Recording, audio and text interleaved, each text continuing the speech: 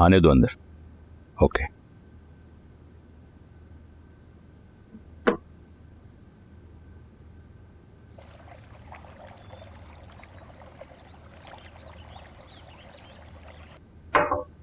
आओ बेटा। अस्सलाम वालेकुम अंकल। वालेकुम अस्सलाम। बैठो। Thank you. चाय लोगे या कॉफी? नहीं कुछ नहीं, बहुत शुक्रिया। वदीमा कैसी है? जी अल्हम्दुलिल्लाह बिल्कुल ठीक है। आपने इतना अर्जेंटली बुलाया अंकल, कोई बात करनी थी? हाँ, कुछ बात तो करनी थी, लेकिन समझ नहीं आ रहा कहां से शुरू करूं। ऐसी क्या बात है? देखो बेटा, वदीमा तुम्हारे पास वापस आ गई है, मगर जिन लोगों पे तुमने केस किया है वो बहुत ताकतवर लोग हैं। उनसे लड़ना तुम्हारी पहुंच से बाहर है। वदीमा तुम्हें मिल गई है। वो लोग एक अच्छी ऑफर दे रहे हैं और मैं एक बड़ी की हैसियत से तुम्हें ये मशवरा दूंगा कि तुम ये ऑफर ले लो और इस केस से दस्तबरदार हो जाओ। वो लोग कौन है? वो लोग अंकल? यावर मिर्जा मेरा दोस्त, मैं तुम दोनों के बीच में सेटलमेंट करा दूंगा। और अब ये सब क्यों करेंगे? इसलिए कि तुम मेरी औलाद जैसे हो। मेरा फर्ज है कि मैं तुम्हें सही मशवरा दूं।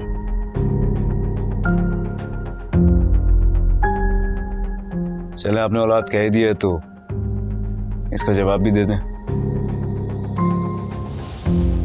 अगर यावर मिर्जा यही सब कुछ जो उसने मेरी बीवी के साथ किया है आपकी बेटी के साथ करता,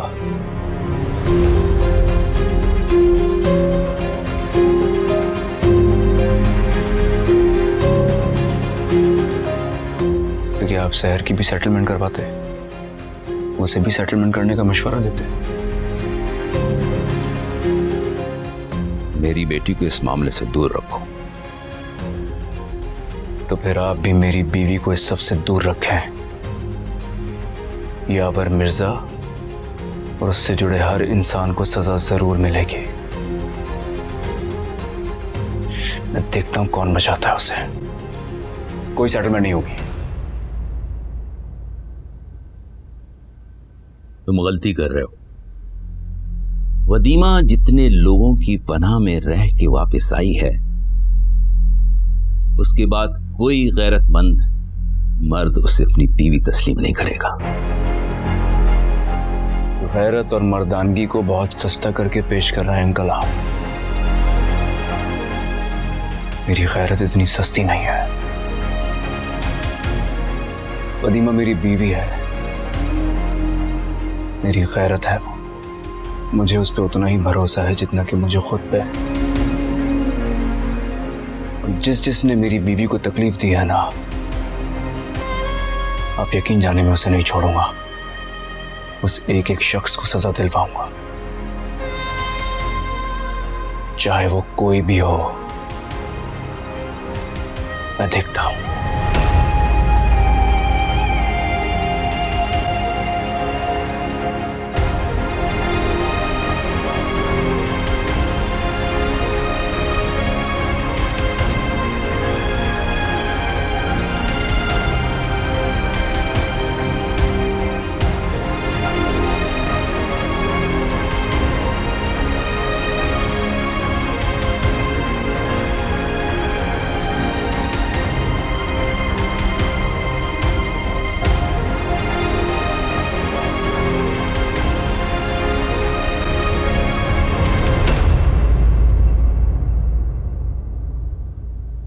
मेरा ख्याल है कि अब तुम्हारे घर जाने का कोई फायदा है भी नहीं।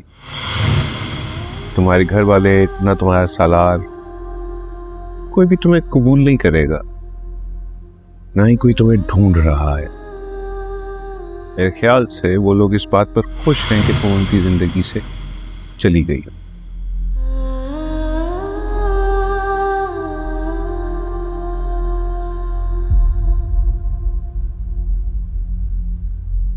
भाभी क्या हुआ, आप खाना क्यों नहीं खा रही? भाभी छोड़ो मुझे मेरे कहीं पर मेरे घर जाना, पानी दो, मेरे घर जाना, छोड़ो। अच्छा नहीं लगाते बेटा, लेकिन हुआ क्या है बेटा? बेटा कोई और नहीं है, मैं हूँ, तुम घर पर हो। बस बेटा पानी लो, बेटा पानी पियो, पानी पियो बेटा, सब ठीक हो जाए, सब ठीक है बेटा, पानी पियो। शाबाश शाबाश, बस मेरी जान, बस बस बस। अम्मी अरे क्या हुआ ऐसे? मैं देखूं अल्लाह।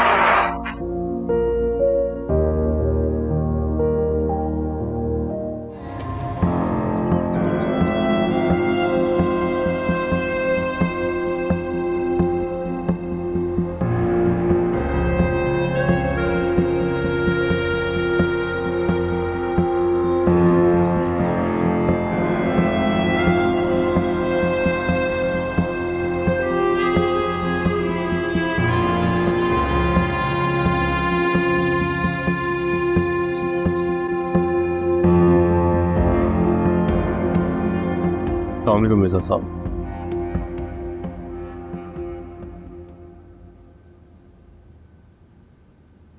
मिर्ज़ा साहब कैसी गुजरी आपको पहली रात? मेरी कमर में दर्द निकल आया, पूरी रात जमीन पर सोया हूँ, मच्छरों ने काट काट कर लाल कर दिया मुझे। कल से आज कुर्सी पे बैठा हूँ, पूछता है रात कैसी गुजरी मेरी। मिर्ज़ा साहब मैं कोशिश कर रहा हूँ, लेकिन मामला काफ़ी पेचीदा हो गए। मीडिया ने मामला बहुत उठा दिया है, काफ़ी प्रेशर है सब पर। अगर आपको कोई सहूलत दी गई और खबर बाहर निकली तो सब के सब मारे जाएंगे। मैं तुम्हें कहा था उस लड़की का वो बंदोबस्त करो, क्या कहती है वो? लड़की से तो नहीं होती बात, लेकिन उसके शौहर से हो पाती है। लेकिन मिर्ज़ा साहब वो कॉम्प्रोमाइज करने को तैयार नहीं है। जब अपना ही सिक्का खोटा हो तो मैं दूसरों से क्या शिकवा करूं? तो मैं काम करो, अपने एमपीए को बोलो कि वदीमा को और सालार को कल कोर्ट न पहुंचने दे। अपनी कानूनी कार्रवाई आगे बढ़ाओ और मेहरबानों को कहो आकर मिले मुझसे। समझ गए हो? जी मिर्ज़ा साहब। अच्छा ये कुछ कागजात हैं, इस पर आपके साइन चाहिए, या अगर आप कर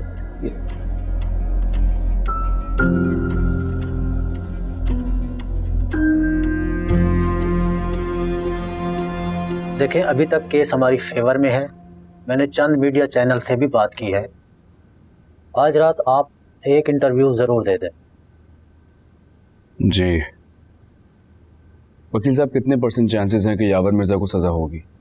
हम अपनी तरफ से पूरी कोशिश कर रहे हैं।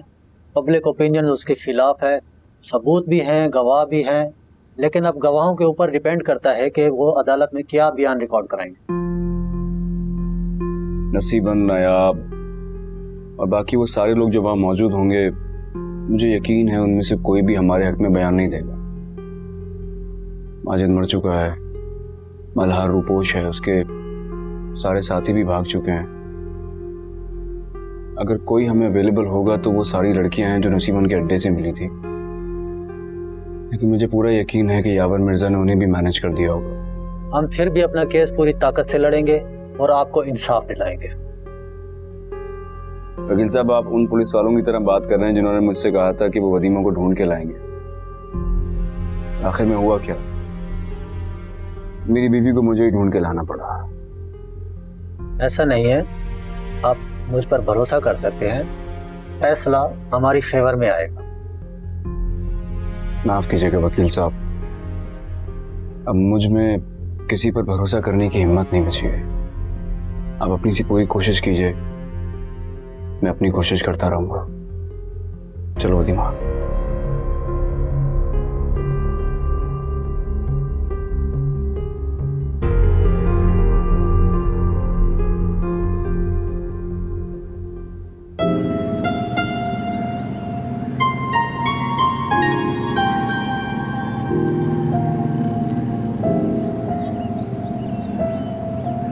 यावर मिर्जा और नसीबन को सजा मिलेगी ना?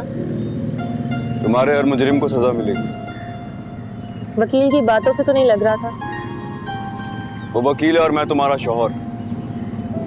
मैं मर जाऊंगा लेकिन तुम्हारे हर मुजरिम को सजा जरूर दिलवाऊंगा। ऐसी बातें मत करो, तुम्हें मेरी भी उम्र लग जाए।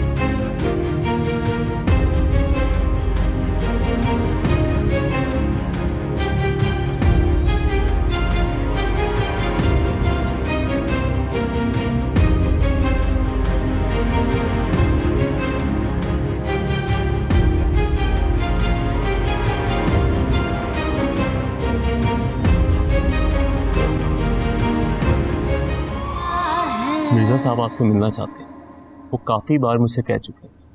लेकिन मैं उनसे मिलना नहीं चाहती।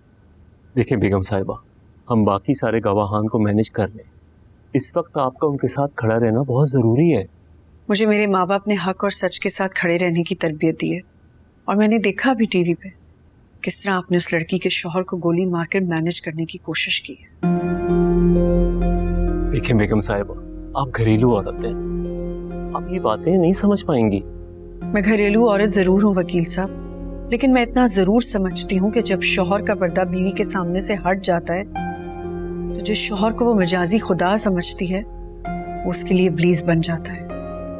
और मेरे शौहर ने तो पता नहीं कितनी लड़कियों की जिंदगी बर्बाद की है। देखें, ये सब मनगढ़ंत इल्जाम है, आप इतना मत सोचें, आप सिर्फ अदालत आने की तैयारी करें।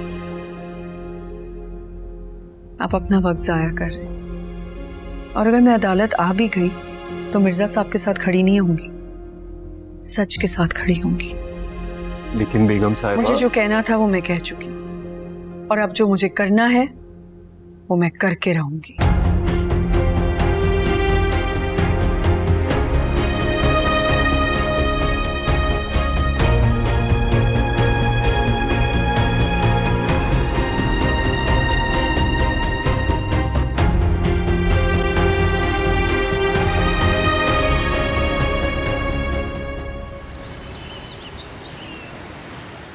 ये रहा तुम्हारा वकालतनामा। मैं मिर्जा साहब का वकील हूँ, हमने तुम्हारे लिए दूसरे वकील का बंदोबस्त किया, तो इस पे दस्तखत कर दो। एक बार मेरे बच्चों से बात करवा दो। हो जाएगी बात, बस तुम अदालत में वही कहना जो तुम्हें समझाया है। अगर मैंने वो सब कुछ कहा जो मुझे समझाया तो मैं सीधा सीधा जेल जाऊंगी। देखो, फैसला तो तुम्हें करना है। अब तुम अपनी बच्चियों को जिंदा देखना चाहती हो या जेल जाना चाहती हो? अगर जेल गई तो मिर्जा साहब बच जाएंगे, और मिर्जा साहब बच गए तो तुम्हें जेल से निकलवाने में कितने दिन लगेंगे। इसलिए कह रहा हूं, कलमंदी से काम लो, जो कहा है वो करो। वैसे भी अब तुम्हारी तबीयत ठीक है, तो तुम्हें जेल शिफ्ट किया जा रहा है। बयान देने के कुछ दिन बाद तक तुम जेल से बाहर आ जाओ, परेशान होने की जरूरत नहीं, ठीक है? मुझे मिर्जा साहब की जुबान पे भरोसा नहीं, दूसरा कोई रास्ता भी नहीं है।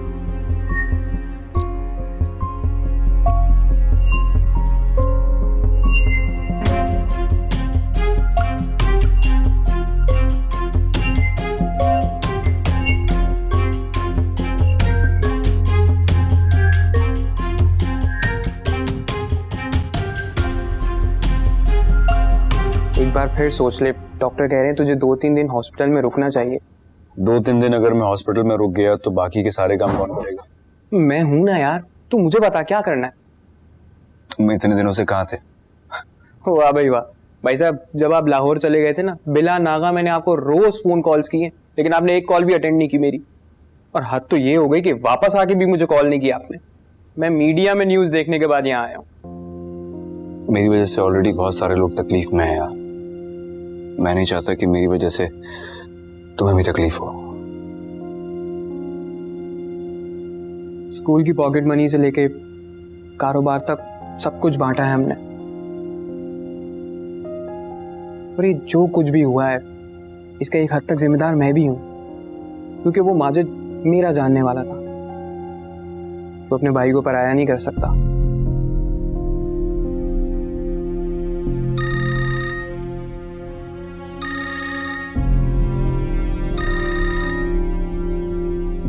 हेलो।